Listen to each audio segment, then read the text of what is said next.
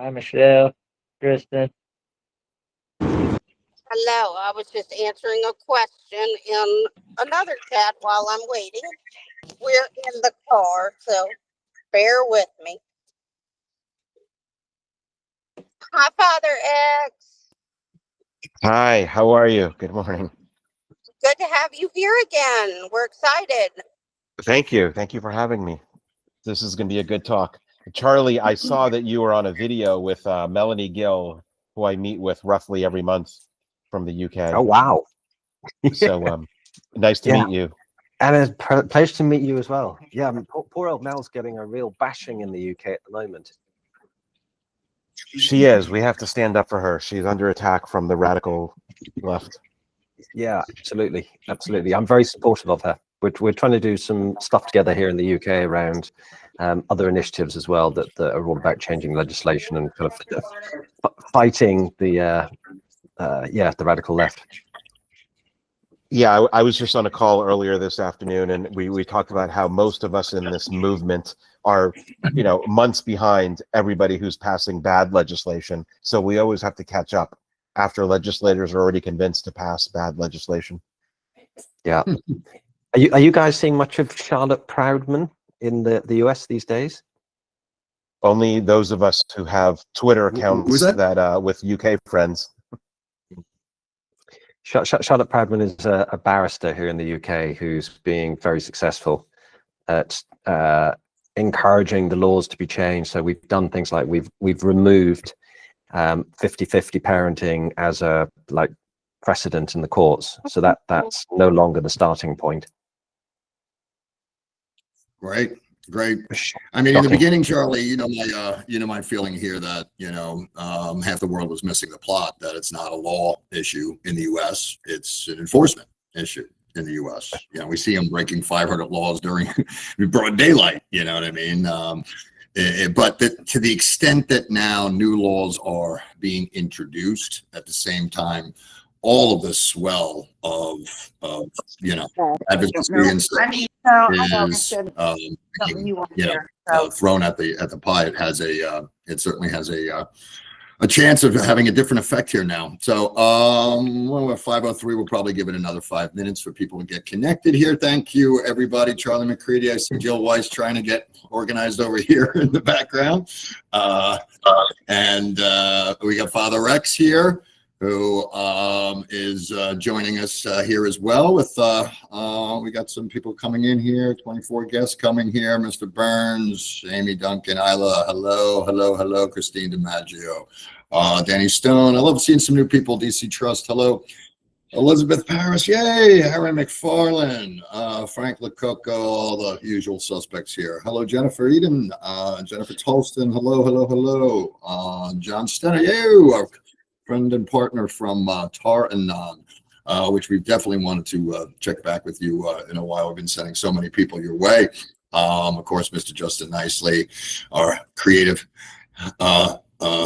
superstar, Kristen Vermeulen, Mary M, hello, Michelle, Samantha, Sandra King. Okay, looks like we got basically our group here, which yeah, hopefully we were hoping to get a lot of times people come in a little bit afterwards. So I'll just take just a quick second to kind of go over the format. We are doing something a little bit different here.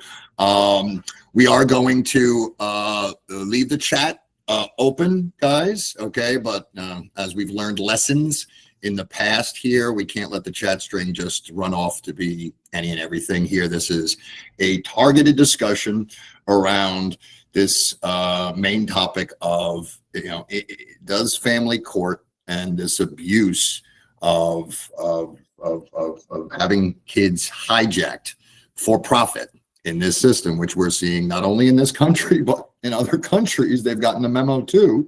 Charlie McCready is joining us from London, England. And I've been consulting with him for the last couple of years. Does this really form a level of psychosis in people that science doesn't even have a name for yet?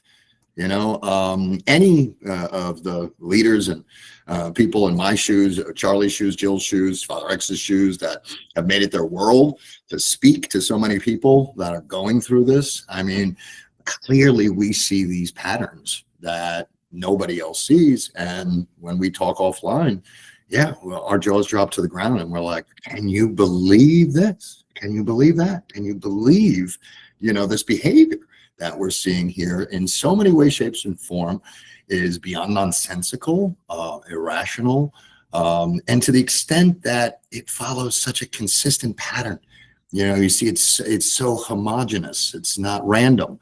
It's one-off. I mean, you know, as a science guy and a numbers guy, you sit there and look at cause and effect, and how could you not? You know, how could you not say if we're seeing these end results, you know, how could it not have something specifically to do with the actual input here?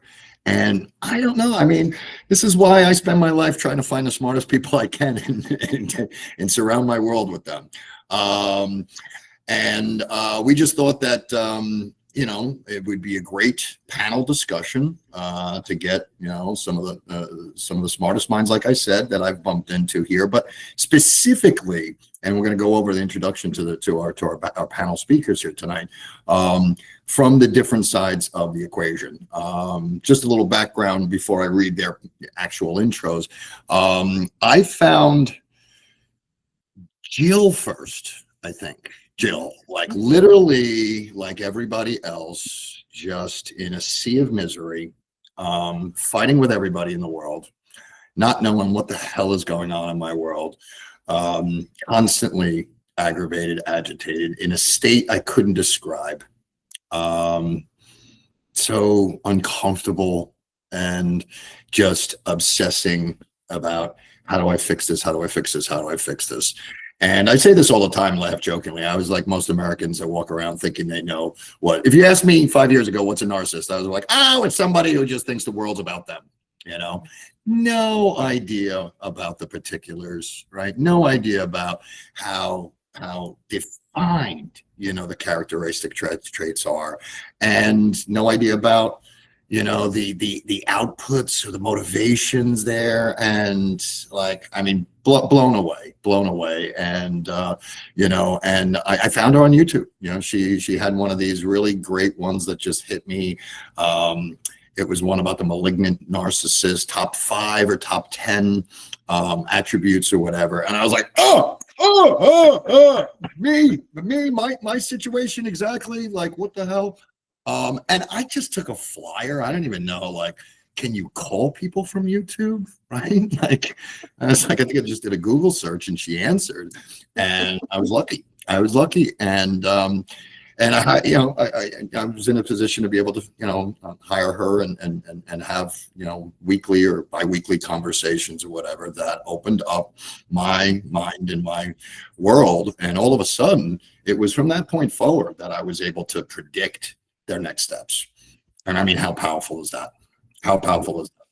And I'll get into Jill's actual intro in a second. Just take a quick second. Charlie McCready, second person that was introduced to me. This is actually a buddy that I worked with in my earlier years, right off of you know, coming off college. And somebody that was friends with me on my personal page saw what I was going through, and he just outright and said, Dave, I'm recommending this guy, Charlie McCready. He was really, really helpful to me. And honestly, that's all I needed to hear. You know, anybody that was willing to, you know, reach out to me and offer a recommendation.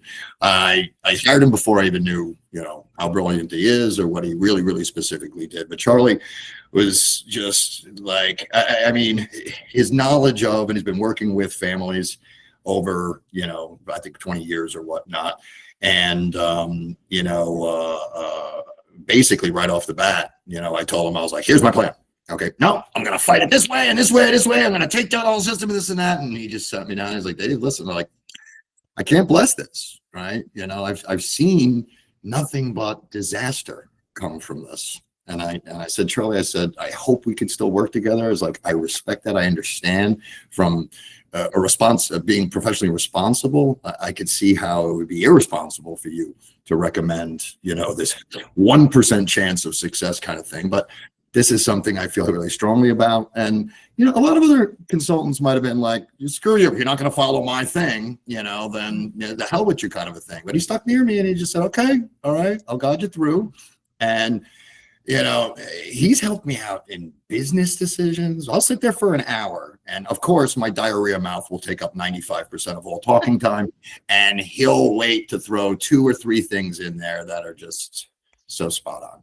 Right. And anyone who's not working with brain coaches is a fool. Yeah, I mean, if you have the opportunity, because it doesn't come with an owner's manual here. And Father X, somebody recommended him to host one, you know, these Wednesday calls that we do. We had the idea of bringing in a guest speaker and to start that kind of a program.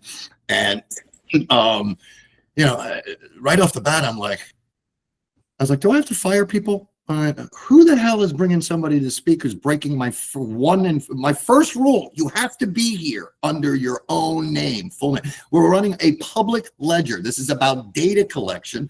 And there's a lot of other reasons why we ask people. I mean, with the whole scourge of things going on in narcissism and social media, whatnot, it just makes sense. Okay. If people are there with their own full name, okay, they're going to be less likely to throw bombs into they're going to, if you have to stand behind your words, okay, in a way, if there's recourse and accountability, it all feeds into that there. But, you know, I heard him do his presentation and, you know, he basically explained to me why, you know, he's been, you know, made a decision to be anonymous.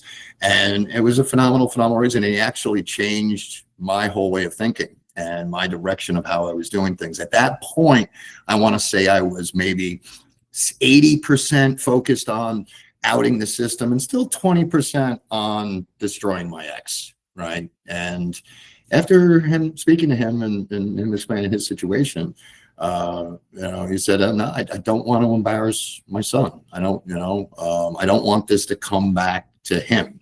I am happy to report that I've asked both my kids, you know, what they've seen with the countless hours that I've put up there. And I'm happy to report that there is nothing more boring to a teen than your parents' divorce. It doesn't come up on their feed. It doesn't come up on any of their friends' feeds. None of them know I exist online, which I think is awesome.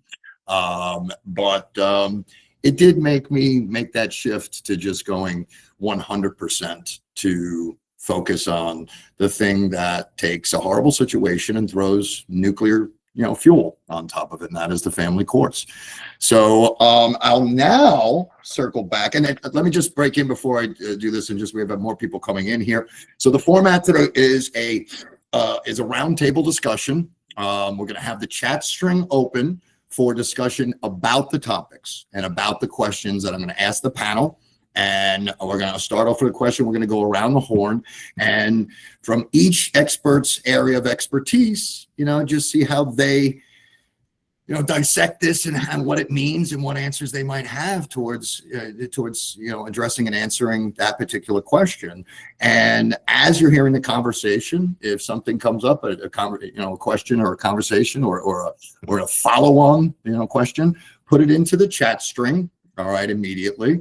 The moderators will be moderating and looking at all of you know, the questions coming along. We really do like doing this live thing, except the Facebook system is, I think they actually set out to try and make it the worst designed, you know, technology on the planet. I don't think they could have designed that live system any worse if they were actually seeking to have a piss poor technology. But here we'd like to recreate that as much as we can to get people kind of involved in the conversation as much as possible. Again, you know, there's a lot of trauma out there. And, you know, we're in the business at the Warrior Project of, unfortunately, no one has a model like us. Okay. And everyone's model is don't make enemies with anybody. All right. Don't start fights with anyone. Unfortunately, with a public ledger and separating truth from fiction and having to stand up for victims, we've had to separate truth from fiction. we've had to have a set of rules that if people don't follow them, we kick them out. And then when people get kicked out, it is join the Dave Weigel hate parade. And we have people that are very, very motivated to just try and crush our altruistic movement any way that they can. So, you know, if people are going to be bringing toxicity in here, we don't feel that that's going to be productive. So we will have to disconnect you. But hopefully we won't go there. Hopefully we won't go there. We're going to leave time at the end for questions, right? And great. So our first guest, Jill Weiss, from the Enlightened Target. I was like, when I first saw that, I was like, the Enlightened Target. It makes total sense. I was like, but an interesting choice. But Jill is a trauma-informed narcissist abuse recovery coach and a lifelong survivor of extreme narcissist abuse and parental alienation. She spent 15 years in the family courts battling her diagnosed malignant narcissist ex-husband. Yes, another thing I learned from Jill, the difference between a malignant narcissist. Enduring years of post-separation abuse. My God, the story she has there. By proxy of the family court that deeply impacted both her and her son. Okay, Jill's personal journey through parental alienation, coercive control, and the failures of the court system fuels the work she does today. Drawing on her lived experience, Jill now helps clients all over the world break trauma bonds, understand complex PTSD, and reclaim their identity after toxic relationships. She has become a trusted, relatable educator in the space, known for her clarity, compassion, and ability to explain the psychology of narcissistic abuse in a way that empowers survivors to heal and rebuild. Everybody, please help me welcome Jill Weiss from the Enlightened Target. Hey, everybody. Okay. And then very quickly, we're going to move over here. Oh, Jesus, Father X is going to make me grab my spectacles. So joining us is Father X, creator of the anonymous YouTube channel. All right, Father X, How Fathers Can Win Child Custody podcast. He was falsely accused of domestic violence. Yeah, you too. And spent 3 years fighting in a high conflict custody battle. Little known fact we just found out not too long ago is Father X had the same exact judge as me. What a coinky-dink, huh? He ultimately proved his innocence, proved the mother's violence, got primary custody of their son, and got a restraining order against the mother. That's called winning, people. Having raised his son and knowing that most dads get steamrolled by the system, especially in New York City, he created his podcast to teach dads how to beat the incompetence and the bias of the family courts. Oh God, I love having conversations with him about how stupid they are, in like the dumb of the dumb. And his goal is to change family court outcomes so more dads are 50-50 and primary parents and kids get a better life outcomes. Please, everyone, help us introduce and say hello to Father X. And lastly, Mr. Charlie, I know he's going to be too humble here. Charlie's a parental alienation coach who has personally been through alienation and successfully reunited his children. He first experienced alienation 26 years ago. Oh, so anybody who just thought it just came out of the woodwork. Now dedicated to helping parents navigate the complexities and reconnecting with their children. You can find Charlie on Facebook, Instagram, LinkedIn, and YouTube. Again, Charlie, I consult with still weekly today, good 20 months into having my kids back. You can never have too much good advice. So please help me introduce and welcome Charlie McCready coming here and staying up late for us. You know, past his tea time in London. Past my bedtime. It's about 20 past 10 at night here. Okay, all right. Listen, all right. I will. But you guys are special. I'll send your wife some flowers. I promise. Okay. Hi, can you hear me? I keep getting knocked off the call. Okay, just put it on mute. Yes. We're having a panel discussion. Okay, and we will open it up to Q&A at the end. Okay, please everyone stay on mute right now. Okay. So first I just wanted to take just a quick second to just hear from each of our panel guests about just general intro, why they decided to join us here tonight, and just anything they'd like to just kind of kick off the conversation with. Go ahead, Joe. Why don't you start first? Oh, you're on mute still, Jill. You're on mute. So I am here because, well, I think it's important for anybody who has struggled with years of narcissistic abuse and parental alienation, when there's an opportunity to talk about the abuses of the family court and the responsibility that they play in destroying lives and destroying our kids. 15 years I spent in family court with this maniac, and I got a judgment finally a month before my son turned 18. So when my bank account finally said zero, all of a sudden we get a verdict. So it's the abuses of the family court are obscene in my experience, and certainly with my clients' experience. And there needs to be different the way the family court is structured. It does not help families like ours. It just isn't set up that way. So we need to be advocates, and we need to be talking about this so that hopefully more people, the courts, will get held to account. And hopefully some things can change for families like ours, specifically for our children. I wouldn't wish on any child to go through what my son's been through. It's tragic what that kid has been through. He's been he's been in the family court his entire life, until he was 18. So yeah, the first 18 years of his life, he's going to be 25 in February, but has been in the family courts.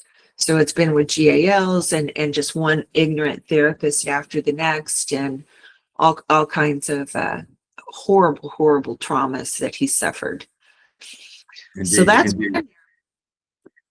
Jill, I hope you don't mind me speaking out of line here, because I just think it's just so inappropriate. There are two things in all of our conversations that have stuck with me over the years and have guided everything that I'm doing with this. I asked you at some point on there, I think it was towards the end of us working together in the crux of my crisis, and I just said, looking back now, is there one thing that you wish you knew in the beginning that you've learned after all this experience that you have? And you said something super interesting to me, and I've tried to convey this to people so much, and I have a funny way of doing it, but you said you wish you would have understood how much your anger was not helping you in the courts. And we have a funny thing in the Warrior Project where we, us not afraid to go across political lines. We say, hey, we want the men to act more like women here, and the women to act more like men. And what I mean by that, before I can see the trolls coming after me now, is just the men to be, instead of being bunga bunga, I am man, hear me roar kind of a thing, understand that. Understand that, you know what I mean? And, with the women, it was just really more like, hey, this is a war here, and we need to come together as an army, and really, really work together here kind of thing. And the other thing, hope you don't mind me speaking out of line, for anybody who thinks that coercive control cannot do incredible things. Your son was taught to flinch around you in these supervised visits, people. Taught to flinch. Yeah, he thought I was dangerous. He thought I was going to hurt him. Yeah. You got to be some sick, demented, demonic thing to teach your own child, to teach them to flinch. The level of deception there, to provide that show. Anyway, really quick, just kicking it over to Charlie, kind of, same question, anything you want to kind of kick off with, but around this idea of, how much you've been exposed to narcissism over, how many years you consult, how many years are you consulting with people? Oh no, I've been consulting with people for like 5 years, but I've been exposed to it for 26. But having said that, my previous role was in financial services. So I had 30 years of exposure there as well to narcissism. and in fact, this is the honest truth, I left financial services because I couldn't stand the narcissists anymore. And then into the fire, I see. Huh? And then came into this field. Well, yeah. Well, my ex clearly was a severe narcissist. But the thing that in my experience is slightly different from you guys, because I think for me there's less focus a lot of the time on the US system. Obviously, that's a big part because a lot of the parents that I work with come from the US, but it's the same stuff the world over. So in Australia, in Canada, in the UK, in Ireland, in Europe, we've all got the same issues. And the thing that seems to be one of the biggest problems is that narcissism, and particularly parental alienation, isn't really recognized as a thing that has to be dealt with. And so the legal system's not built to deal with it. So, and with narcissism, one of the biggest problems the legal system's not built to deal with is people lying. And I know we've got perjury laws, but it's not enforced. And the experts that is, supposed to be quantifying what the issues are and addressing the real core issues, they get super manipulated by the narcissists. And so the information that goes into the court is already wrong. And so we have this massive, so the main thing I'm trying to help people with is we have this huge problem where individuals are just left to their own devices. They don't understand about narcissism. They don't understand about parental alienation.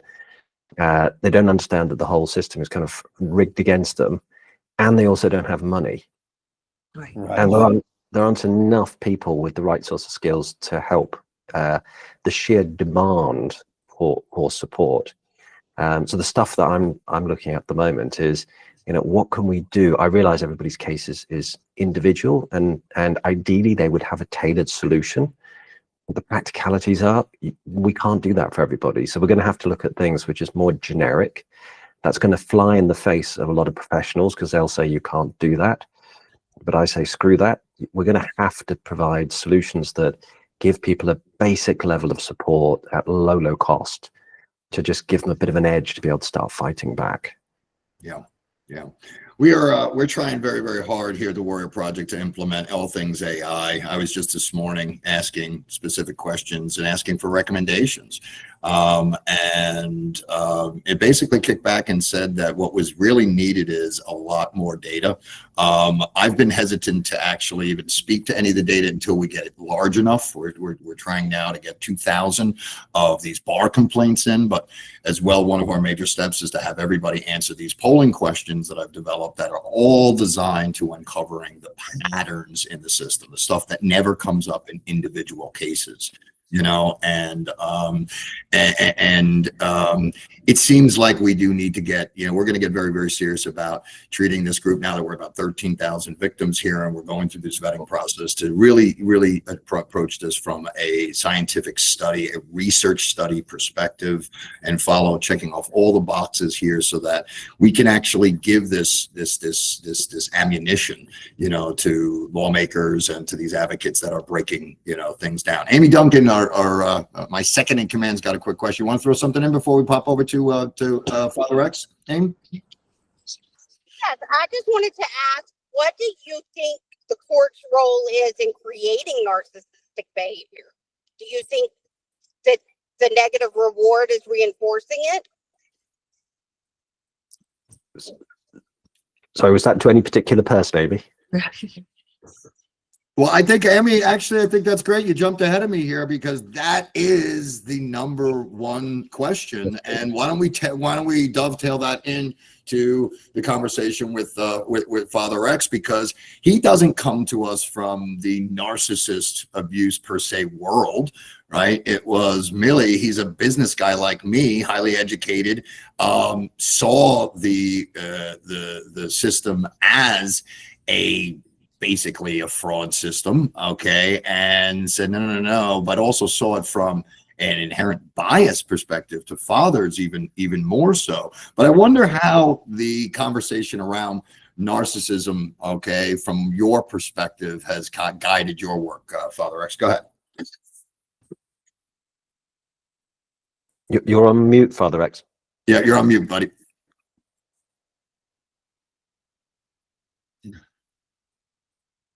Still on mute?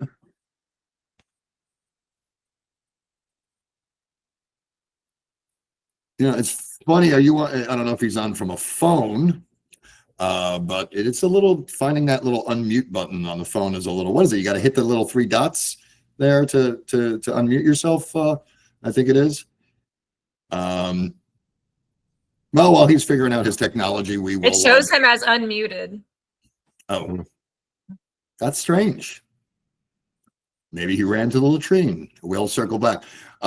Is this better? Can you hear me Yes. now? Now we can hear you. Sorry. Thank you. Sorry. All right. So I have some thoughts on I can answer Amy's question, but I have some thoughts on psychosis because Dave's word triggered so many memories for me. I want to help define psychosis because I think we've all seen it and lived it, right? And Great idea. So one day, right, you're just an average person. Maybe you're a happy-go-lucky person. Maybe you're the one cracking jokes and laughing with your friends in your 20s and 30s. Maybe you're a high-functioning adult in corporate America where you do good work and your peers value you as a coworker. You're just living your life as a good person. And then you go to family court. You lose your kids on day one for no reason, and your entire brain changes. Right? When you hang out with your friends, they want to talk about sports or politics or the good times you had together. But you dominate the conversation with your talk about family court and the judge. And your friends can't take it. And they can't talk to you anymore because it's too much. Or your wife has lied to the court and accused you of domestic violence. So you never interact with her physically because it's too dangerous for you to be subjected to more accusations. Now you have audio recordings of all your conversations. Now you have video recordings in your home of every interaction so that you can use that as evidence if necessary. And you never know when these audio or video recordings will come in handy 6 months from now, right? You always dreamed that you'd have kids and your kids would spend a lot of time with your own parents. You want your kids to know their grandparents, but you only have 4 overnight visits a month with your kid. You can only spend your limited time with them one-on-one so you can raise them.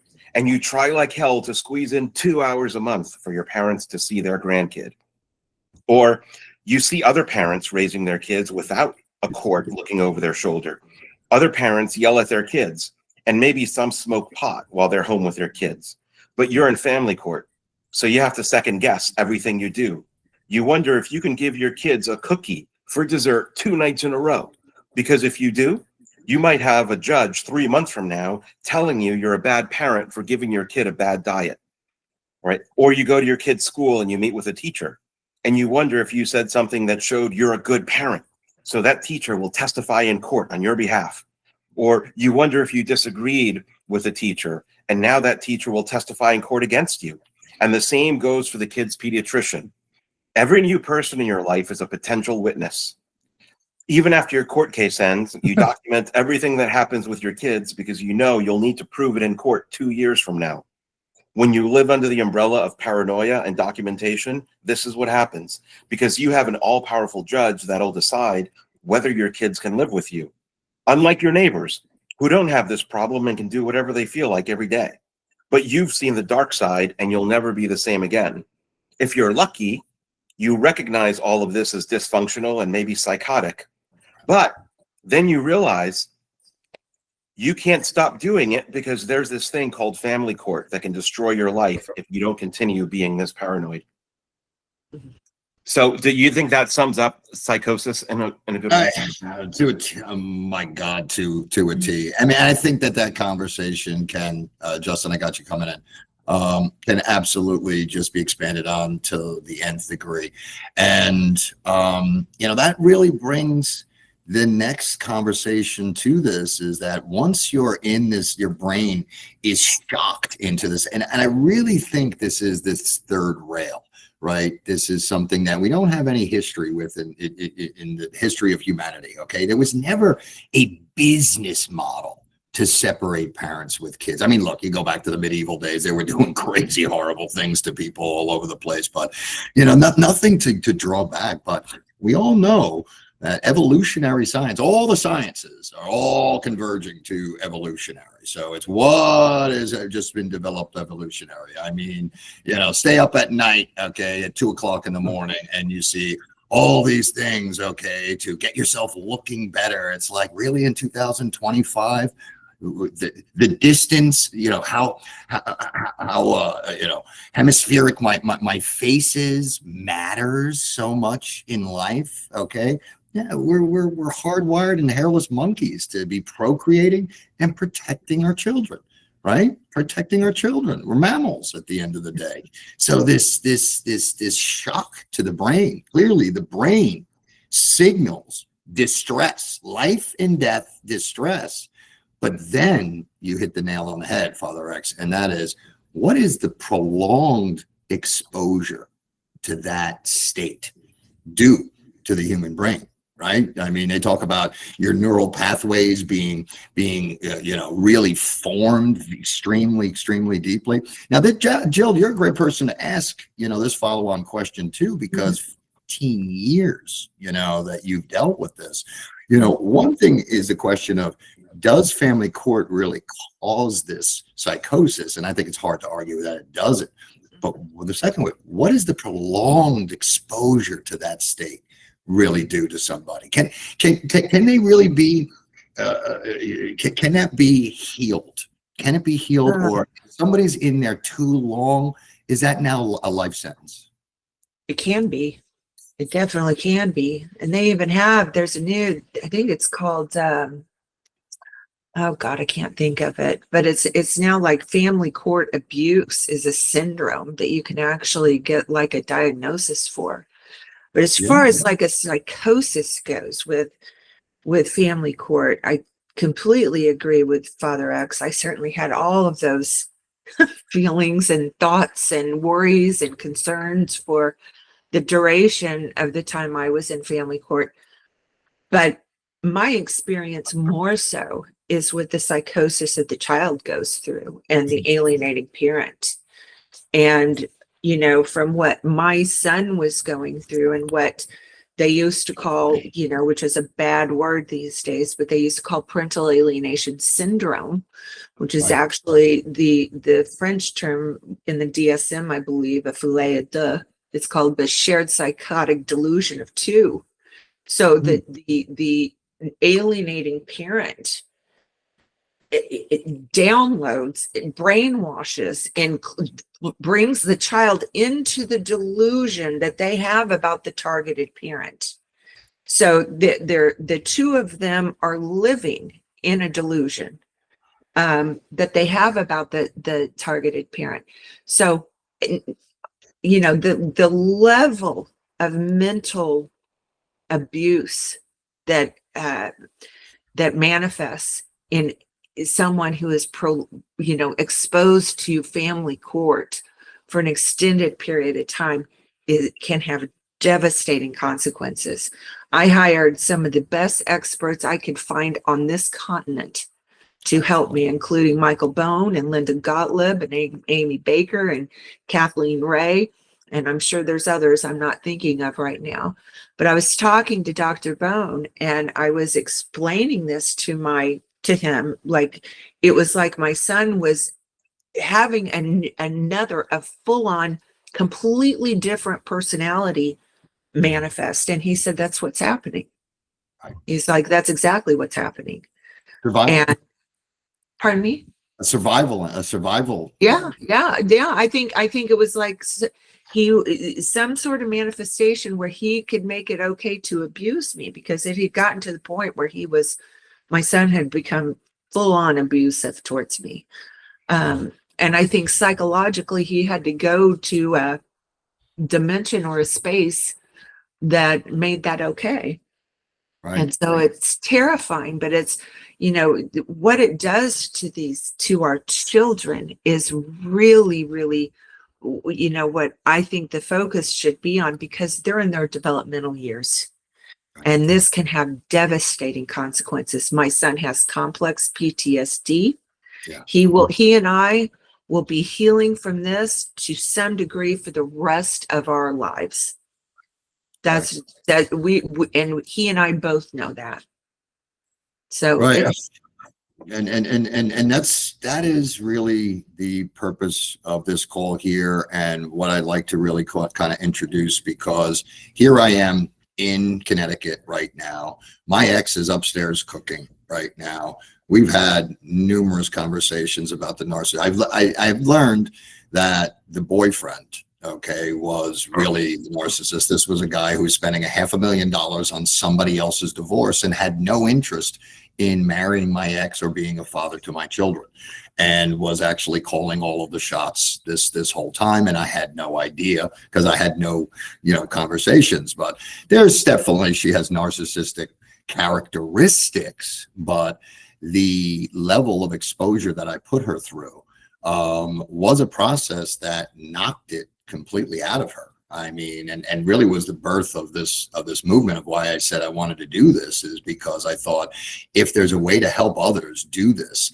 is rewrite the story, create the internet, the public ledger, to set the record straight so that everybody in their world knows the truth here. All right. Does that have a way of fixing this problem, And, I'd like to believe, I mean, you see the science out there, and they do say, complex PTSD is something you can heal from. And, I'll kick that question over to Charlie, if he's seen this happen with any of the people that he's consulted with. But Justin, you had a follow-on question. You had your hand up for a bit. Go ahead. Come on in.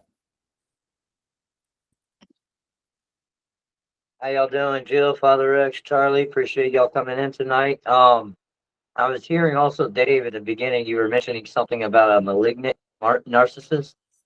And now, my experience with it was that, the level of narcissism I dealt with, basically, it was like, it got to a point to where I was literally questioning my own sanity, like on how things played out.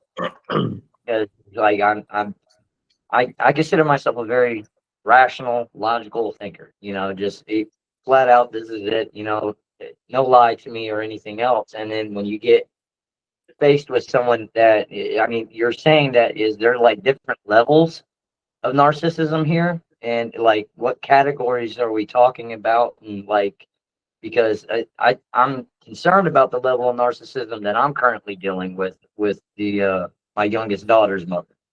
And that this is the person, again, it had me questioning my own sanity, had me really rethinking about, wait, I know this happened. I know this incident took place, and it's a complete delusional lie of what she's stating. And it to a point to where it's like, it really gets you questioning your own mental capacity and gets you questioning your own sanity. And I've never had somebody be able to affect me to that manner. So I mentioned, Dave was mentioning at the beginning about a malignant narcissist. Like, are there like other different types of levels of this thing that, red That's flags? Jill's world. That's Jill's world. You're asking the right person here. Yeah, somebody can, like, for those that like are, righteousness in the cause, people that are, in a bit, and I guess you would say naive. They live honest. They try to live by right. What kind of things can they sit there and look for? Different red flags and different types of levels of this narcissism. Like, line deeper into that. Go to the Enlightened Target on YouTube. You're going to see quite a few lists of top 10 this, top 5 this. But go ahead, Jill. I don't want to jump in. There's definitely Great question, by the way. Is on a spectrum, and it starts at what we call healthy narcissism. So everybody has some narcissistic traits, and should. You don't want to be a doormat. You want to have, so somebody with healthy narcissism would just be somebody with a healthy self-esteem, not a doormat, not an egomaniac. You get up into the spectrum, into like toxic levels of narcissism, probably don't meet the criteria for the personality disorder, but high enough in traits, you probably wouldn't want to have anything to do with them. They'd make having a relationship extremely difficult. And then you get up into NPD, malignant narcissism, sociopathy, psychopathy, and then we have everything in between. So when we're talking about malignant narcissism, that's sometimes referred to as the dark triad, because there's three distinctive parts to that personality disorder. So this person would meet the criteria for NPD, for narcissistic personality disorder. So they're going to have the addiction to narcissistic supply and the addiction to feeling special. The second part of that personality disorder is called antisocial personality disorder. And that means it's sociopathy or psychopathy. And what that means is they don't have a functioning conscience. So they're not experiencing real levels and feelings of shame, guilt, regret, remorse, empathy, compassion. Now they can behave as if they do, but patterns of behavior will tell you they don't. They're not really having those emotions because their behavior never changes. And then the third part, and probably the most dangerous in my opinion, is something called Machiavellianism. And this is the part of the personality disorder that is manipulative, cunning, and sadistic. So these people can gain great pleasure and satisfaction off the genuine suffering of other human beings, specifically if they feel you have crossed them, disrespected them, slighted them in some way. Now that can be an actual offense that happened or completely made up in their delusional mind. And then some people pull in a fourth part to this personality disorder. They can be highly, highly paranoid. So they typically think everybody else is out to screw them over because they know how they're kind of the way that they think. But they're dangerous. My ex-husband is a malignant narcissist, and he was actually diagnosed in 2008, and the court still didn't do anything. He was diagnosed with both NPD and ASPD, and they did nothing. They did absolutely nothing to protect us. So, but malignant narcissists are dangerous. When you're talking about parental alienation, in my opinion, when you get to years of family court, when you get to a parent trying to intentionally weaponize that child against the other parent, you're always dealing with a malignant narcissist. That is an evil. That is the definition, in my opinion, of malignant narcissism. Great. Jill, if I could ask a follow-up on that one real quick. She literally just laid my ex out on a silver platter. I mean, to the teeth. I mean, just everything. What measures of protection can people do to protect themselves from people like this? Go no contact. Get away. Yeah, I've done that. Yeah. No contact. Nothing. Yeah. There's a piece I put up earlier today from Jordan Peterson, which is an hour long, which is probably the best one I've actually ever seen, where he's so intelligent it's difficult. I mean, you have to have a thesaurus out to like follow him half the time. But this one, he speaks to everybody, and he really just gets into speaking about what the narcissist supply is, okay, what they need to survive, and how difficult it is to sit there and see them be so skilled at trying to destroy you, destroy your personality, destroy your reputation, and have the counterintuitiveness to sit there and say, no. What really hurts them and hurts the situation is me saying nothing. That's not something you naturally think of in the moment. And that's something that has to be learned. And this is a great follow on for Charlie, because when I was consulting with him, I made one major mistake. And that was I had so little contact with my kids, and there was so much stuff being thrown at me all over the place that my daughter was old enough. She was older than, any 12-year-old. She was a typical child in that situation that becomes a parent, becomes so much more, like an adult at her age. And I, was telling Charlie, I was like, no, I've got to at least let her know that this is a lie, that he's like, Dave, no, she wants to be 12. The kids just want to be 12. And I it hit me like a ton of bricks. You know, it's not something my brain went to in that moment. I was convinced I needed to at least let my daughter know this and this is true and this is false, and I couldn't have been more wrong. And Charlie, where is that something that you learned along the way? Did you step in that pothole yourself to learn it, or? Yeah. I jumped in with both feet. Yeah, so I learned from experience, but I think just for you, Justin, and also for everybody here as well, something that's really important for us all to understand: it's not you.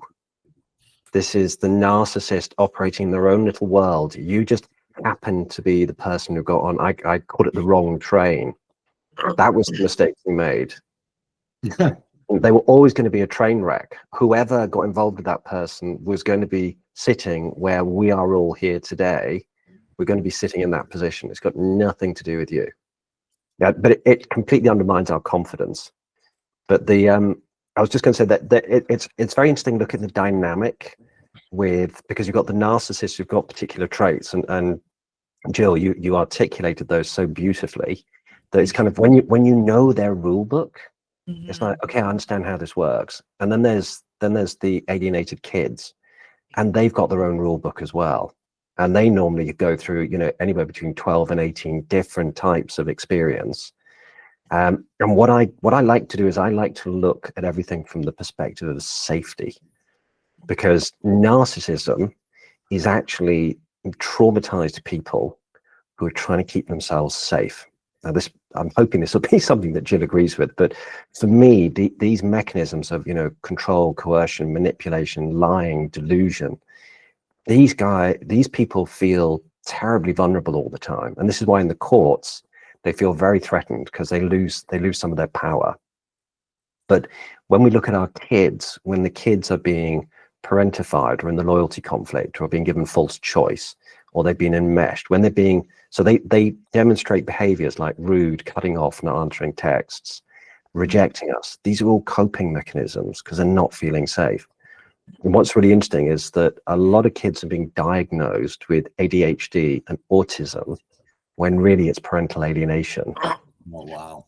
And we're seeing kind of regressive behaviors from these kids where they will kind of go back to an earlier kind of age. So they'll start acting, if they're 12, they'll start acting like an 8-year-old, because it's one way of kind of getting away from the problem. What Father X might have also come across with Melanie Gill, is she's identified, and along with some other people, that lying damages the brain. So the children end up having their brains damaged by the deceit that they're being exposed to and the lies they do themselves. But the narcissists are lying all the time. And so basically, the narcissists are trying to keep themselves safe. The kids are trying to keep themselves safe. Then there's us, and we tend to be empaths. And this is the link back to your don't talk to your kids about alienation. Empaths do not have the ability generally to understand the mindset of the narcissist, because it is so polar opposite to us. We are kind, considerate, sensitive people. We cannot get our heads around how somebody can be emotionless to the extent of being prepared to use their children as collateral damage just to hurt us. And what we go through is like 9 big emotions. So we feel a lot of grief because we've lost our kid. We feel guilt because we're empaths and we beat ourselves up. We overly beat ourselves up, and for a lot of the stuff that we're not even responsible for. We feel shame because people criticize us for not having our kids, but they don't understand what we're going through with the alienators and with the court system.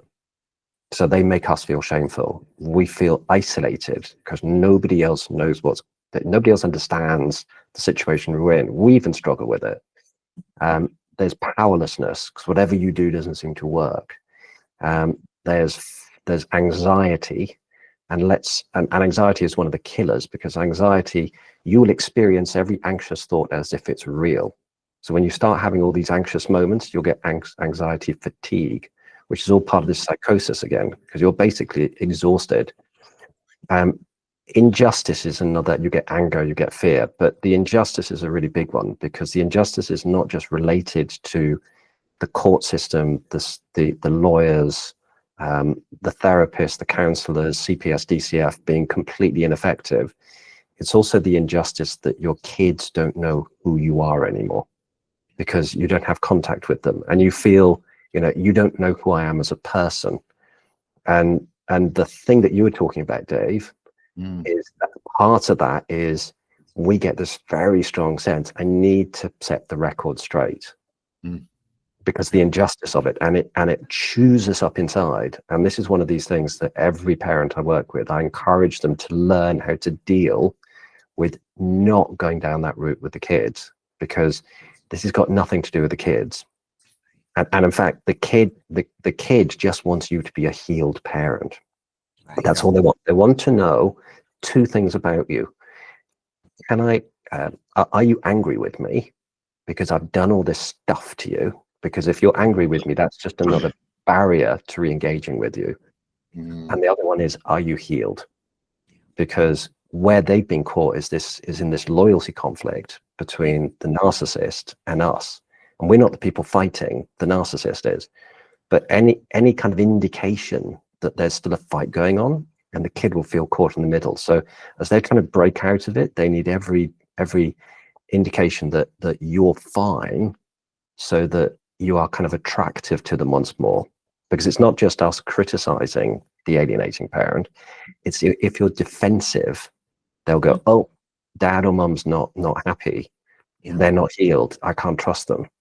Or if your body language changes, or your tone of voice changes, any of these things, it's really, really subtle.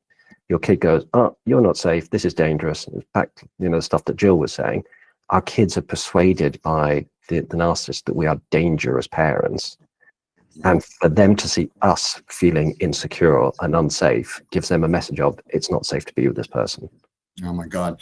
And this is a great time to bring up to anybody that's feeling, I'm seeing some of the chats come in here, and it's so just super sad to feel that your child's rejecting you when you are fighting tooth and nail for your child.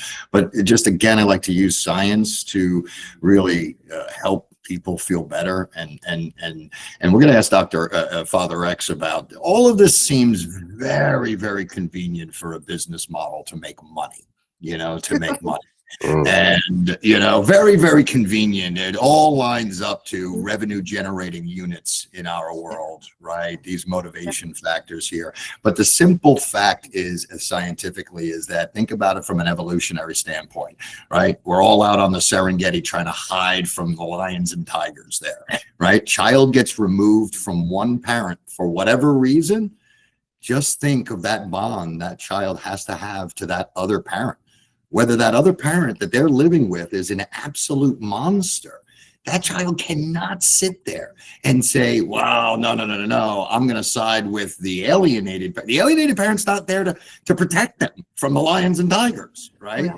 They have to, from a survival standpoint, create this bond. And if it's easier for them to be on the bad parent's side, right, and create this fictitious person, which that's what it is, right? And why we started this, this movement, and why I felt that perhaps today, through innovation and through different strategies and whatnot, can we do something? Because the legal system is not there to address narcissists. They just exist forever, going from victim to victim to victim. They're great at staying out of jail, especially the women, because the men who are sociopathic are generally violent, right? The women are not. Okay, so they can just live and just move from victim to victim to victim, and leave just a wake of terror and victims in their space there. And again, before kicking it over to Michelle, who's got a follow-up question here, it's a good time to put in there is that, although Charlie said to me from the beginning, Dave, I can't bless this strategy that you're on, when it was all said and over, and I seized my kids back, I asked him about how many kids families have you consulted with over the years? And he said, not quite 1,000. Not quite 1,000. I said, how many people have you known to seize their kid back through force the way I have? And Charlie had a big zero. He said, "You're the first, Dave. You're the first in my world that I've seen. There could be other factors in there. I'm not Pat myself. I'm not Jesus Christ incarnate. Okay, here. But to me, it says, ooh, there's maybe an opportunity here. And what we're seeing here with social media here is for the first time ever, we have a portal into the entire world. It's never been there before. There's always been some sort of control system controlling the narrative in every, first of all, it was scientific. Okay. People had no way of doing it. There was no megaphone that was large enough for the world. Right. But now we've got this thing that is so huge. And we sit in these meetings here with these top minds on the planet sitting here. And the way they talk about the YouTube effect is that nobody understands the enormity of it. Nobody truly understands the enormity of it. So one of the things we're trying to do here is this is a big experiment here to say, is there a way through truth and transparency to right this ship? Might have to take some difficult paths. Okay, not make some friends along the way by, calling some people out that are unlikely, heathens, okay, that have done a great job hiding, okay, because these narcissists, they spend their lives living this alternate world here. So they're very, very, very good at it. So, Michelle, you had a follow-on question there, dear. Yeah, this was for Jill when she said that her ex was diagnosed. But what type of provider diagnosed him with that? So I went to court and I told the judge, and I was being genuinely honest. I said, I don't know what's wrong, but something's horribly wrong. And so he ordered us both in to see a forensic psychologist, and we took a test called the MMPI. And that is the first time I heard the words narcissistic personality disorder and antisocial personality disorder. That was 2008. Yeah, that's how. Okay, so and a follow-up to that is, so we both did that too and never saw our reports, diagnosis, nothing. So I never got to see that. I never got to see the $5,000 results for each of us to even know that. That's why I was curious who did yours. Yeah. Mm-hmm. Yeah, we and my lawyer got his results and his lawyer got mine. Yeah. And then they went into sealed records. Okay, I'll follow up with that. And then a follow-up to that is you said the best advice to everybody was to go no contact, but how do you cope and deal with that when you can't go no contact because the courts have you requiring to do something like co-parent therapy where you're now forced to face that trauma and face that person because they have your kid and the courts want to stay involved and make you not be able to be no contact. Right. Like, how do you cope with that? Yeah. And boy, that's the $1 million question. And I feel for you. There not is just me, but yeah. Right. Yeah, anybody in this position. And normally what I tell my clients, this will be the hardest thing that you ever do in your life. You might as well just know that going into it. There will be nothing more traumatic than this. This is so you try and go as emotionless and detached and low contact as you possibly can.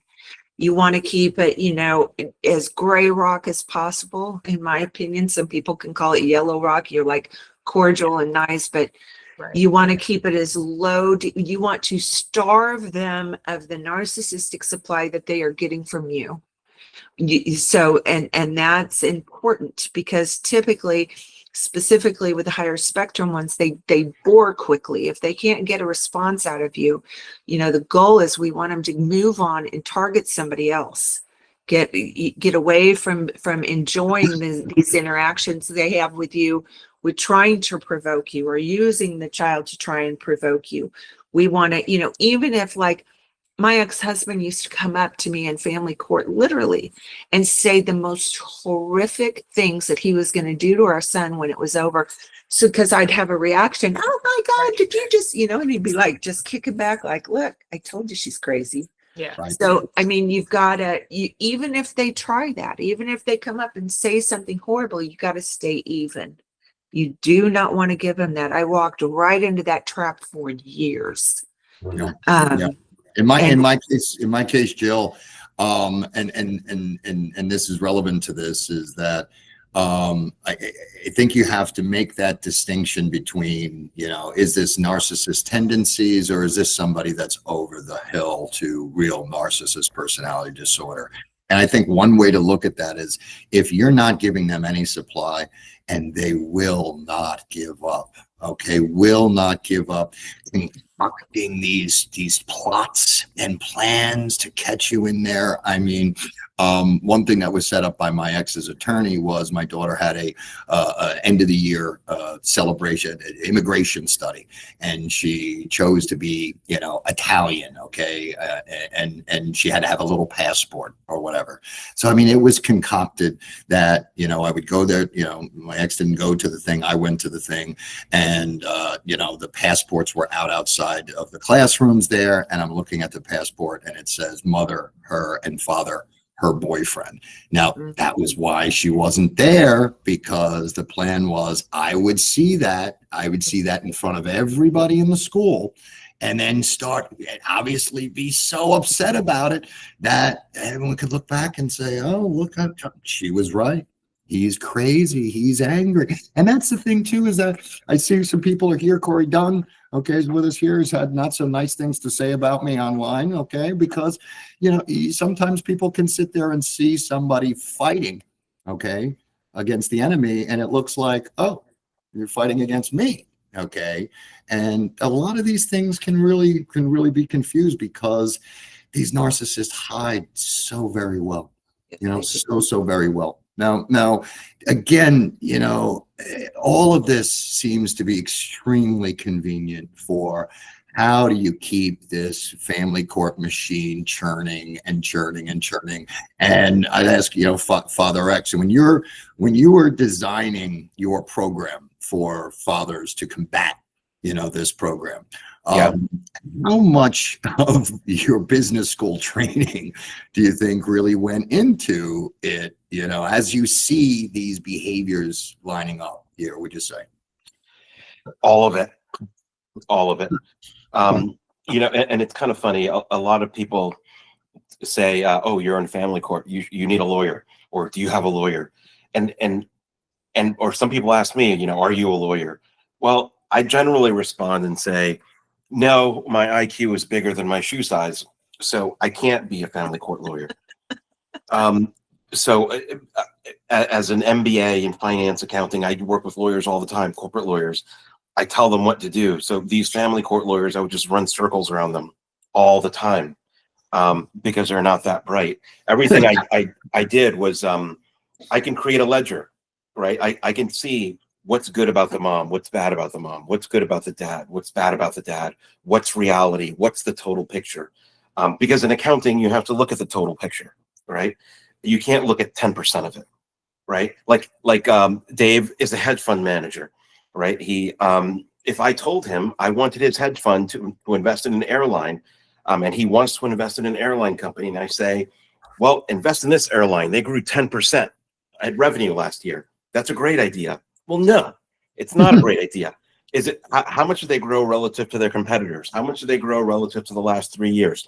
What's their profit margin? How much debt do they have? Do they have cash flow? There's like 80 questions you have to ask. Are they like the government and spend 8 trillion to grow 10%? Exactly. So in business, when you have problems like a system implementation or a process problem, you have to look at 100% of the problem and all 6 sides of the Rubik's Cube, because then if you don't do that, you get an accidental solution, another problem that pops out the other end. So you have to look at completeness, right? And I look at completeness as a natural course of being, but in family court, they don't do that. The essence of family court is for the other lawyer to say, this dad is bad because of A, B, C.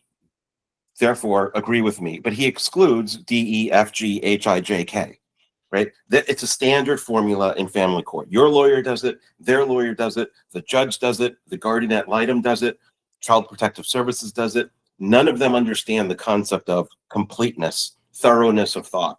And so systemically, they will always have the wrong answer. Or a broken clock is correct twice a day, right? So by accident, you know, they can get the right answer sometimes. Yeah. It reminds me, Father X, I was consulting with a client of mine who I'm very open with all of my clients, especially now they see me doing all this work aside from, watching their money. I'm fortunate because my specialty is in building bonds. So right now my clients are earning interest to the tune. So it's a unique situation. But yeah, he said something very, very interesting.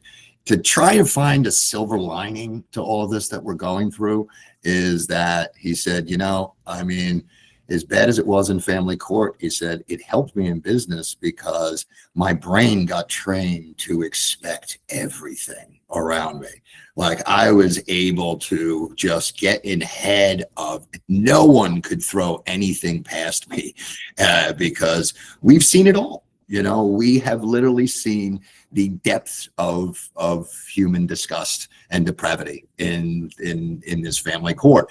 And you gotta dissect what kind of a human being could be a family court judge, can be a family court attorney Jill, there was a time when I was just kicking this off the ground and I would say to her all the time, our 1 hour conversations would be so draining mentally to me to just go through, and she's going through it with me on the phone.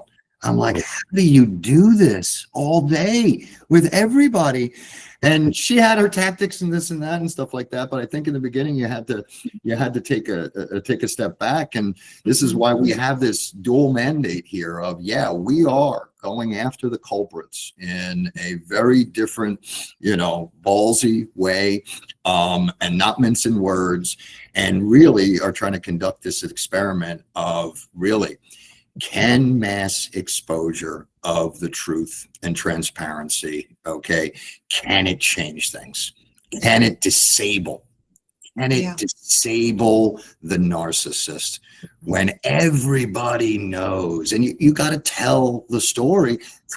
Digestion, is a big part of it. And Amy just put out a piece the other day, the do's and don'ts. The tendencies that we see, and I think everybody has been guilty of this at some point, right? You come into a group and you're sending the 18-page texts. I remember writing these 18-page texts, right? And saying, what am I doing? No one's going to read this. Why can't I stop my thumbs? I can't stop my thumbs. And it's like, oh, no, one more, and one more. And, we've had people here that, have created 120 3 to 5 minute videos, documentaries, and you want to sit there in front of them and say, who's going to dedicate that time? So what we're trying to work with people, and it's very difficult because this is the next question for the panel is, and I have my own theory of this, but I'd love to hear your guys' theory on this. We'll start with Father X because we haven't given him as much time here. Is that, what do you think goes into this here where we're all damaged to such a degree in this, and I call it, a dignity raping, right? And I don't think that is an over exaggeration of the word, right? I really don't. That what is it that dignity that produces out the other end this over ego, like, no, the world has to listen to me, I'm the smart. And if anyone brings an alternate thought to the table, it's like you're all of a sudden you're thrown into the same camp as the people that stole your kids. It's like, yo, I'm here to help you, man. How are you fighting with me? Like, what have you seen? Have you seen this in your world, or because you're segmented to men, and particularly, but is it more insulated where you don't get that as much, or have you noticed that at all? One thing that I see, and maybe this is what you're referring to, everybody thinks that whatever exactly happened to them in their case is happening to everybody in all of the other cases. It's the exact same thing. And so how can you not understand that the solution is to just believe all women, right? Because I'm a woman and I was abused and nobody believed me. Everybody should just believe all women. Well, no, right? The reality is, like in that instance, men are victims of domestic violence. Women are victims of domestic violence. Sometimes there's mutual abuse, and sometimes there's lying. Some people actually lie about being a victim of domestic violence. So you need a system that solves all four of those problems, right? Or somebody says, I'm alienated. Well, there's different forms of alienation. There's different extremities of alienation. Maybe you're not alienated. Maybe you were the abuser. Sometimes that happens, but that's not 100% of the time. Or maybe somebody says, I'm being alienated, and then you say, no, you're just an abuser, because that was your experience, but somebody else has a totally different experience. So it goes back to the Rubik's Cube that has 6 sides and 9 pieces per side, and there's like 54 squares, and you have to understand how to look at all of the angles. In order to solve any of this, you have to know how any solution is going to impact all of the other stories, because we need a solution for all of the 50 versions of these stories, right? There's not a million versions. There's like 50. There's not one version either. Does that make sense? Oh yeah, no, absolutely. I mean, you could find like this core of 10, I call it, right? Yeah. Every one of these stories has a core fundamental of 10 things going on and little variations, right? So like, you know, if it's a father abuser and a mother who is the target, there are a set of tactics that are utilized. If it's the reverse, okay, then there's another set of tactics there that sometimes get confused for bias, right? Which is why I've tried to take the conversation out to just avoid the divisiveness, right? And just say, just look at it from the business model perspective, right? The model is always give the child to the wrong parent. If you give the child to the right parent, who's motivated to spend any money? Who's motivated to spend any money at all? Right? Like, you know, that's to fix problems there. But Ayla's had her hand up for quite some time. And what, you had a follow-up question there, dear? Go ahead.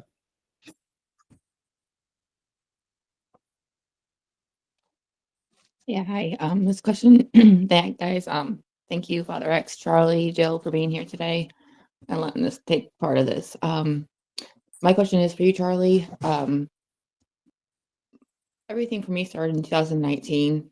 My daughter was 12.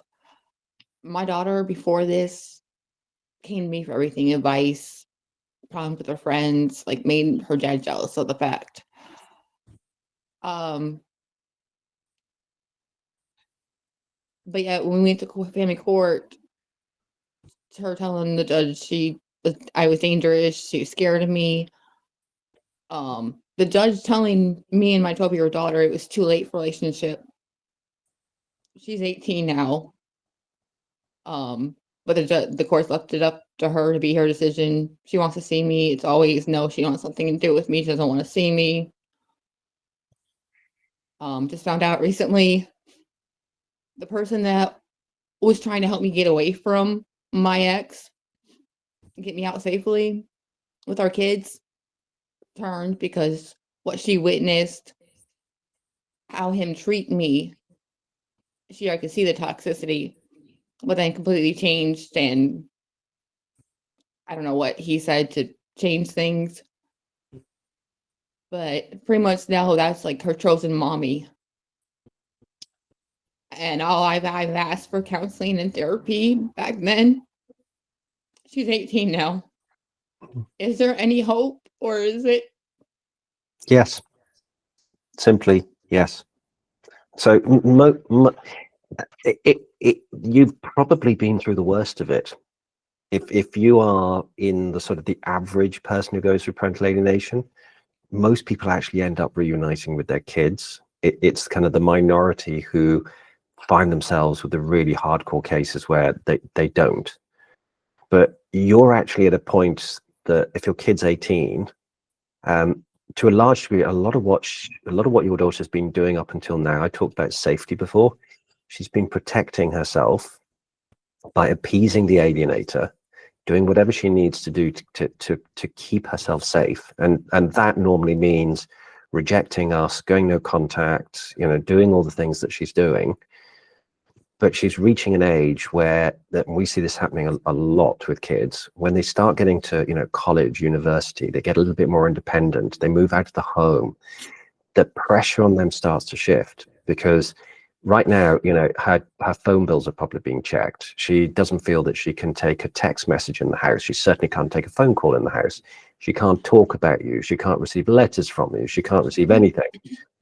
And all that begins to change. So when they start becoming more independent, they feel less monitored. That's the time they often start reaching out. So but be careful when they do, because when they do, it's like they're just sticking a toe in the water. And we very often think, thank God, I've been waiting all this time to see my child, and now I can tell them everything, and here's my opportunity. It's like, and we hit them with this massive tsunami. And so it's really important for you to go through your own healing process. Use this time now to get yourself really healed, so that when you do meet your daughter, first, well, learn about alienation, what she's been through, so you understand what she needs from you as a parent, and be really healed yourself, so that she can be safe in your company and you're just there to give her love and support. If you do those two things, so be a completely different parent for her, be who she needs, and that's going to evolve, and be really healed, then you've got a really good chance of rebuilding that relationship again. And Charlie, you don't know that. Isla, we know much deeper here. There are people in situations where there's serious domestic violence issues, right? So isn't there Stockholm syndrome too, where the child feels physically scared of that parent? Yeah. And it's easier for them to like say, no, I'm on your team. Don't hurt me. Yeah, I'll hate her too. Oh, right? Like, isn't there some of that? It's a fear-based condition. And one of the things that I always ask parents about, because every situation of alienation is dynamic and unique, but there's normally, again, playbook. I normally try to tease out what are the things that the narcissist is doing to gain control over the kid. So a lot of the time, because they're emotionally aloof, one of the things they do is they kind of love bomb our kids, or they give them attention, or they give them support, they put them on a pedestal, but it's conditional. So the parent will take that, the narc will take it away again. Or they might use money, one of their favorite tools, but they'll take it away again. So whatever they give the kid, but also they'll punish them, or they'll criticize them. You know, if you don't constantly appease the narc, you're going to get into trouble. And they've also got a role model in us. It's because it's like we got evicted from the cult. So this is what happens to the people who get evicted from the cult. And so of course the kids are really, really terrified. And you know, they buy into all this stuff about we're the dangerous parent. They buy into all the lies. And you know, when I say I'm 26 years into alienation, it was 10 years of pre-alienation. So that was my ex preparing the grounds and getting the kids used to the idea that daddy's a bad guy. Then when we got separated, that was the catalyst. So I hit full alienation. I went no contact with my kid for 2 years, one of them, because that was the only way I could see of stopping the rot. And so when I did it, I just thought, I have to draw a line here, because when I do have the opportunity to repair the relationship, I need it to be as good as possible. So I stopped seeing her. And that was for this 2 year period. And the reason I say I'm still going through alienation now, I've got a good relationship with both of them, but they're both different people, as in they're both unique characters. They've both had very different experiences of alienation. They're both going through their own healing processes. And 11 years after I got the relationships back, I'm still on the healing path with them. Particularly one of my daughters, who was the most affected. And even 6 weeks ago, she lambasted me. And I was happy that she was lambasting me, because what was really going on was this was stuff she'd been oppressing for all this time that she'd never felt strong enough to talk to me about. And it was her sharing her reality, her experience. And I just sat there and I embraced everything she said and encouraged her to talk about it. And I didn't defend myself at all. And literally, as soon as she finished with lambasting me, she was a different kid. She's an adult now, she's early 30s, but she was happier. And she's been happier with me ever since. You know, I'm anticipating this to go on for at least another decade of her healing. But I use it for my healing as well. Because every time because it's about my safety. Yeah, anytime I'm feeling insecure or getting triggered, it's because I'm not feeling safe. So I've learned to take every single one of those triggers and say, okay, what is it about that just made me feel unsafe? So I now feel like Teflon. Very, very little stuff can kind of upset me. That's great. And by the way, I just want to throw in here, guys, we are launching the Fraud Warrior store very, very shortly next week, because we found that we're just at a size here now where we could do a lot more good beyond the levels of that I can fund this myself. And I will, as we're getting funds into the charity, we're going to be making funds available to be able to consult with people like Charlie and Jill. Okay. Who knows, maybe we can get them to be doing like a mini group for our group, okay, where we can have some, you know, I mean, a lot of what they do, which is so vital, is really me and Jill are like that. We overlap beautifully. We're very complementary to each other. Yeah. I mean, Jill just helped me deal with the narcissist on that side, and Charlie with the child situation. And Charlie, just to follow up here, because there's, like, lo and behold, thank you, internet, there's so much misinformation out there. There's a group of weirdos that say parental alienation doesn't exist, okay, which I'm dying to get a debate with these people.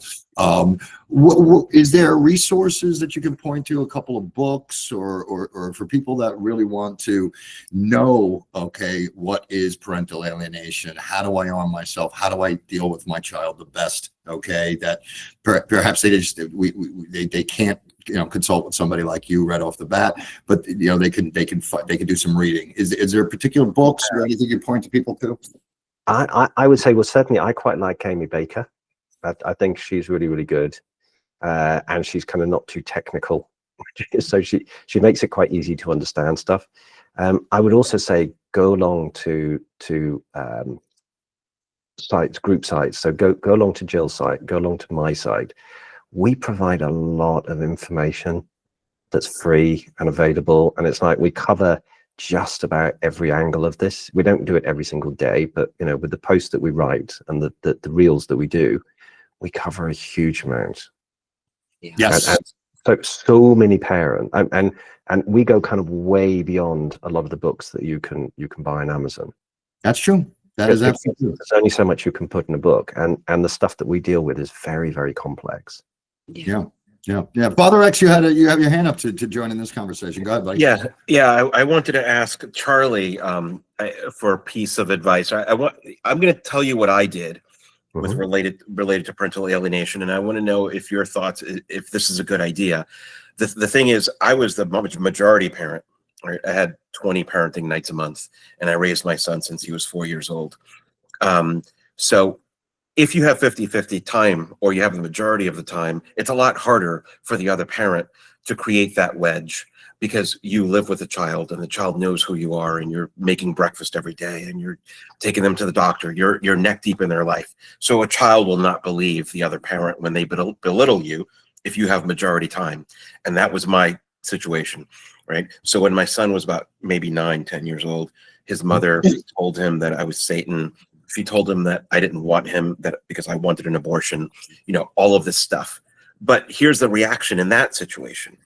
It was, he got mad at her for being crazy and lying and trying to belittle me. So I learned that if you belittle the other parent to the child, it backfires, especially if you have minority status like she did, because the child knows. And then he would get into fights with her and argue with her and scream at her and come home and tell me about it. And I told him this was my magic secret, and I hope it worked. I said, you don't have to defend me. No matter what she says, it's okay. You don't have to take my side. You don't have to fight with her. And you don't have to believe her. And by the way, it's okay for you to love her. No matter what, you can love me. I can love you. You can love her and she can love you. You know that she and I don't get along because you've told me. It's obvious to you. You're 9 years old and you can see she and I never speak. But just because she and I don't like each other, it doesn't mean you can't like her and like me. And I kind of use that sentence because I wanted to get him out of the middle. I didn't want him to think it was a competition. Yeah. So does that work on the flip side? If you're the minority parent, does that work? You're very lucky, Yeah, Because I know. Oh, I know. your son sounds pretty resilient, and he clearly has a really good relationship with you. I deal with so many parents where they are the majority parent, and a very effective alienator only needs like one weekend a month. Wow. And they can turn your kids against you. And then you've got your hands full, because you've got the kid, 28, 29 days out of the month, abusing you, going against your boundaries, being rude to you, hiding in their room, making your life a living hell. But everybody's in a unique situation. I think this is one of the challenges of alienation, because quite often people ask me quite generic questions, and it's a bit like you say, you need to see all 54 sides. And so I have to ask them a ton of questions before I can actually give them answers that are suitable for them. Because everybody, if you can imagine like 3 spectrums, that there's the spectrum that Jill talked about, where the narcissist sits, and they're all different, and they all have, but it's not just narcissism. It's what was the thing that caused the trauma and have an impact on the sort of person that they are. So it's like 2 layers of the narcissism. And then there's the spectrum of the kid, like who's the kid? What are they like? Are they quite a strong kid? Are they a shy kid? Are they an outgoing, gregarious kid? And then how does that dynamic fit with the sort of narcissistic experience they're having? And then there's the 3rd spectrum, which is us. And lots of us are kind of really nice, empathetic people. And we often come into these relationships with a lack of self-worth, a lack of self-confidence. So like, who are we coming into that? And when you look at all those 3 things together, then you can start coming up with kind of solutions that will fit for that particular dynamic. But I think, keep doing all the stuff that you're doing, because you're keeping your son out of the loyalty conflict, which is so important. But also he sounds a great little guy, and just keep protecting him as much as you can from his mom. But he sounds quite resilient. Thank you. I mean, yeah, he's moderately awesome. Really awesome. That's it's interesting. I think that it's fair to say that some of these kids going through this, it's kind of like boot camp. If they can actually survive this thing, they're gonna be set, for life to really accomplish a lot of things. I see just tremendous when I see some kids that really have gone through this and kind of stepped up. It's like, oh my God, you're 16. You're smarter than most 30-year-olds I come across, and I don't speak to a lot. We're gonna go over to Christine, who's got a follow-up question right here, but we're gonna finish up it's an hour and a half right now here, guys. I don't want to, Charlie's, he's falling asleep here. It's like, midnight over in London. So we're going to try and close this up in the next, 10, 15 minutes, if that's okay. This is such a great conversation, guys. I really, really love this here. But, we're going to go over to Christine, but I want Father X to think about one question here, this final question here. And that is what Charlie was talking about, where a lot of us, because of the prolonged shaming involved, and what Justin said, it gets to a point where we start believing it. I know I went through that, myself. And then what I've seen here, just in my group, I come out harnessing quite a lot of testosterone, and it shocks me that like 80% of our group is women, right? And the ones that are stepping up to warrior the strongest seem to be more women than men. And when I look towards a lot of, I see men acting like a bunch of bitches a lot, right? Like I don't see them standing up and being men, okay, in this world a lot. I see them like just being bitches, about this. And I wonder, if this is something that, is a sign of the times, because it's coming from so many different places. There's so many groups out there, whatever, and how much really kind of building men back up to say, no, it's okay to be a man. okay, in this world again here, you know, especially in this regard.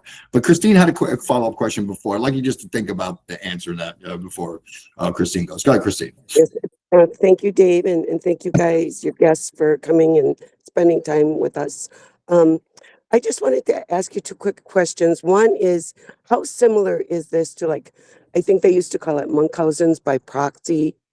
I mean, in a way, aren't you making this child purposely sick, you know?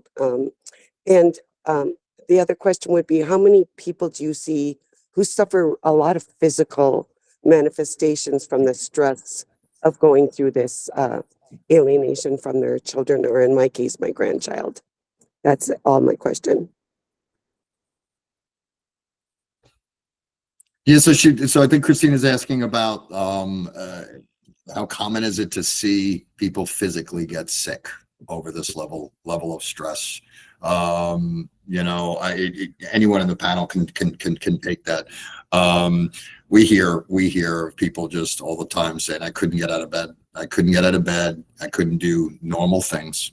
I couldn't, you know, just function, you know. And the greatest compliment we've ever gotten from people is when they said they found us and then slowly started feeling. And this is why we continue to go with this warrior mentality and really, you know, try and, you know, harness the strength that we all have, especially with our numbers and especially with righteousness. And God is watching. Okay, we're doing the right work. We're doing God's work here. Okay, we may not have the best, you know, myself, you know, style of doing it, and I know I cannot be the greatest, you know, under fire to just be the bigger person and sit back and just be like, no, this is a traumatized person. This isn't a person that's really mad at me. I'm just a manifestation in their head of their hurt, you know, on this whole thing.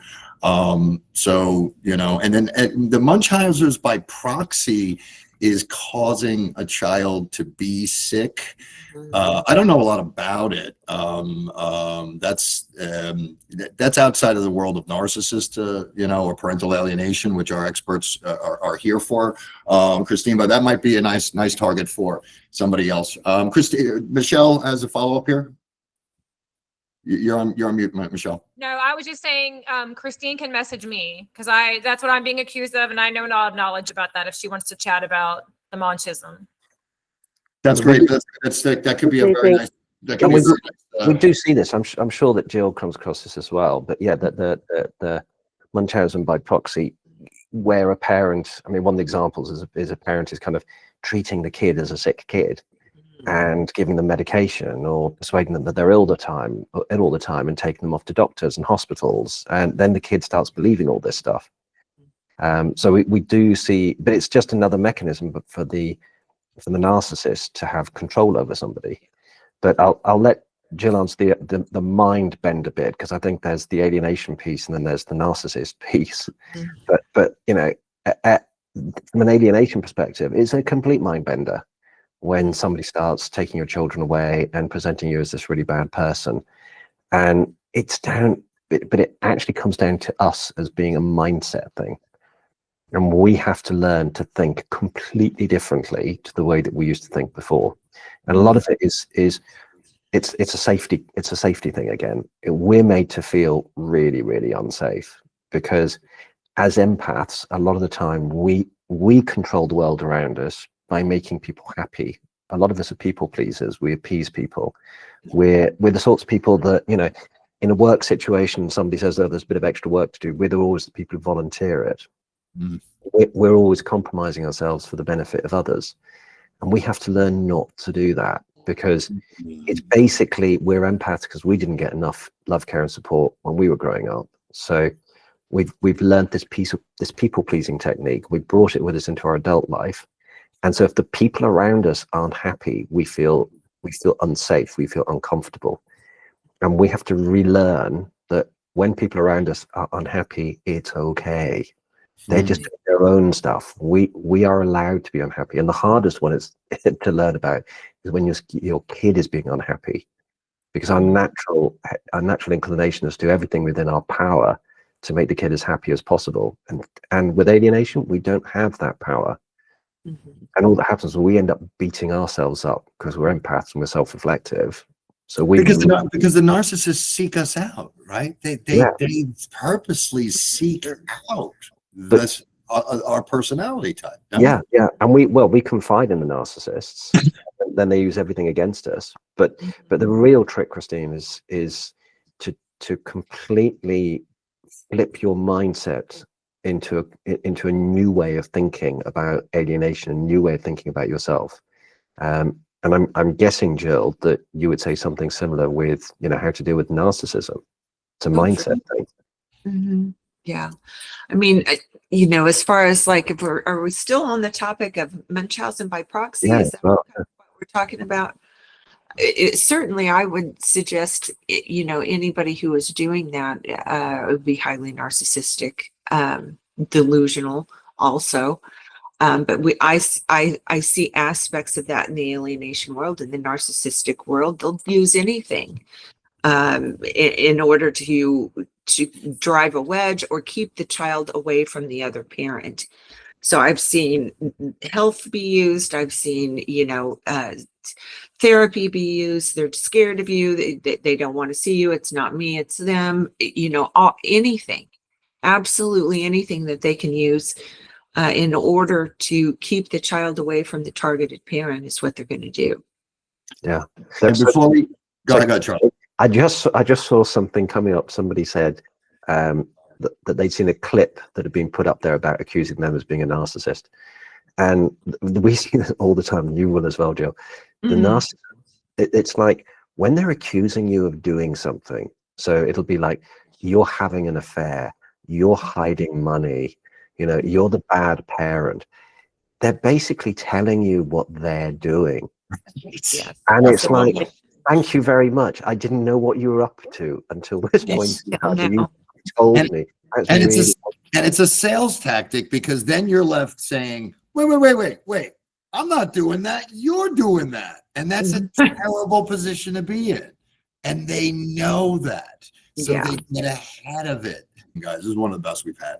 I want to really, really thank our guests and everybody here. It's been really, one of our best ones here. Thank you for joining the call. Thank you, everybody. I really appreciate it. All right, we'll talk to you guys later. Bye-bye now.